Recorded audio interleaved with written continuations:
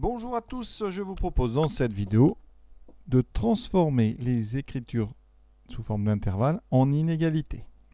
On va faire 6 exemples, on se servira à chaque fois d'un schéma qu'on va tracer sur ce qu'on appelle la droite des réels.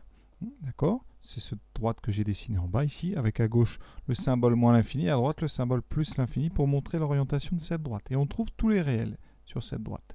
Et donc, on va commencer tout de suite avec l'intervalle. Donc le numéro 1, l'intervalle 1, 4. Donc ici, donc c'est l'intervalle fermé en 1, fermé en 4. Ça veut dire que 1 et 4 sont inclus dans cet intervalle. Alors on va d'abord représenter ça sur notre droite. La première étape, c'est de placer les nombres 1 et 4. Alors on les place sans respecter une quelconque échelle, ici, donc 1 et 4. Et donc on va d'abord toujours, première étape, eh bien, c'est placer l'intérieur de cet intervalle, donc tout ce qu'il y a entre 1 et 4. Ensuite on place les crochets, on va respecter ceux qui sont devant nous.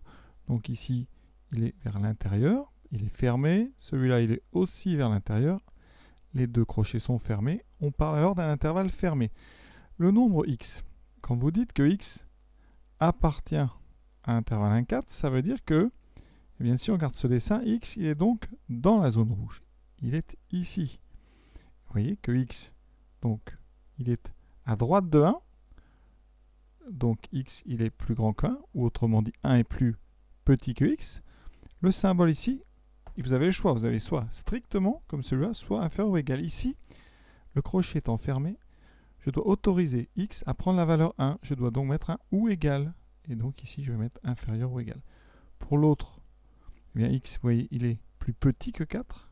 Et il a le droit d'être égalé à 4. Donc il est plus petit ou égal à 4. Et voilà ce qu'on appelle la traduction sous forme d'inégalité au pluriel. Et en fait, vous avez devant vous ce qu'on appelle un encadrement, d'accord, de x entre deux valeurs. Ici, ça veut dire que ce genre d'intervalle, on appelle ça un intervalle fini, même borné, parce qu'il y a deux bornes qui sont des nombres, et donc, eh bien, vous avez possibilité de calculer ce qu'on appelle le diamètre, hein, on va en parler, même si ce n'est pas le thème de cette vidéo. Le diamètre de cet intervalle ici, c'est la distance entre la plus grande et la plus petite valeur, c'est donc 3. D'accord? On passe à la deuxième. On nous demande donc ici x appartient à l'intervalle, donc moins 1, 14, ouvert en moins 1, ouvert en 14.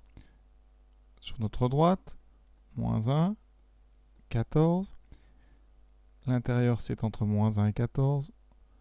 Les crochets, vous voyez, sont tous les deux orientés vers l'extérieur de cet intervalle. D'accord? Donc ici, ça veut dire que si x est ici, il est donc entre, déjà donc, ça c'est équivalent à dire que x est entre moins 1 et 14.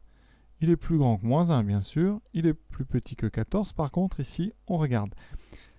Les crochets sont ouverts. Donc x n'a pas le droit de faire moins 1, donc je dois mettre effectivement ici un symbole strictement inférieur. Moins 1 est strictement inférieur à x, ça veut dire qu'il est plus petit que x sans jamais être égal à x. Et pareil de l'autre côté. D'accord? On continue.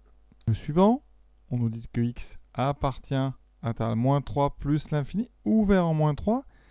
Ici, le crochet vers la droite. Alors là, au niveau de plus l'infini, c'est tout à fait normal.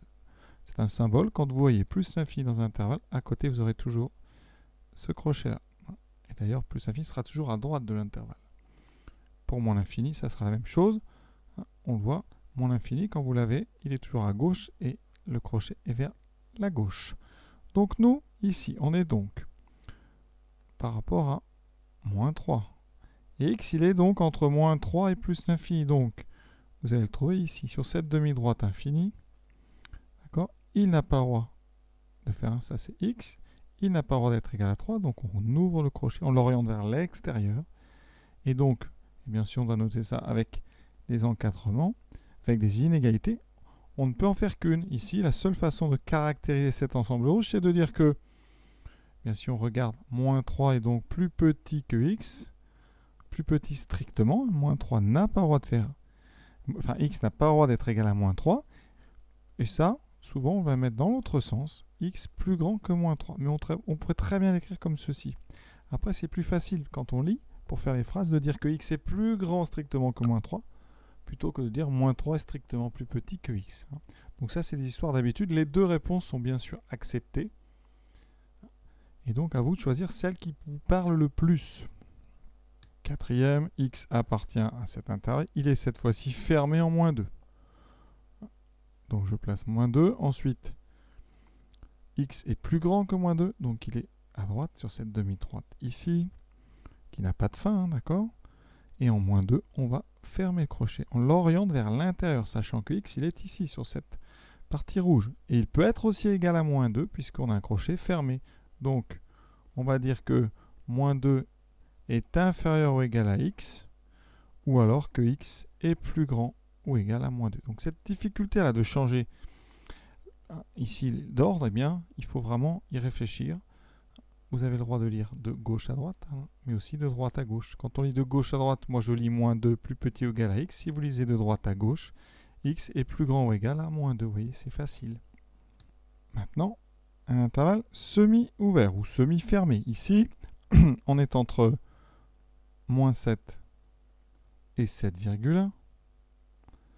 L'intérieur est donc facile à déterminer. On est ici. Par contre, attention, on n'a pas le droit d'être en -7. Donc ici, le crochet, on va l'orienter vers l'extérieur de la zone rouge, donc de l'intérieur. Et pour le 7,1, le crochet est vers l'intérieur. Donc on doit conserver le 7,1. Ça veut dire que quand on va traduire, effectivement, vous avez compris que x, il est entre -7 et 7,1. Au niveau des orientations, c'est comme ceci. Par contre, il va falloir préciser que x peut être égal à 7,1. Et donc, ici, on met un deuxième trait, c'est une sorte de égal, hein, j'espère que vous avez bien compris. C'est pour dire inférieur ou égal. C'est pour ça que parfois, on peut le trouver comme ceci sur les traitements de texte. Vous faites attention, mais sinon, on l'écrit comme ça.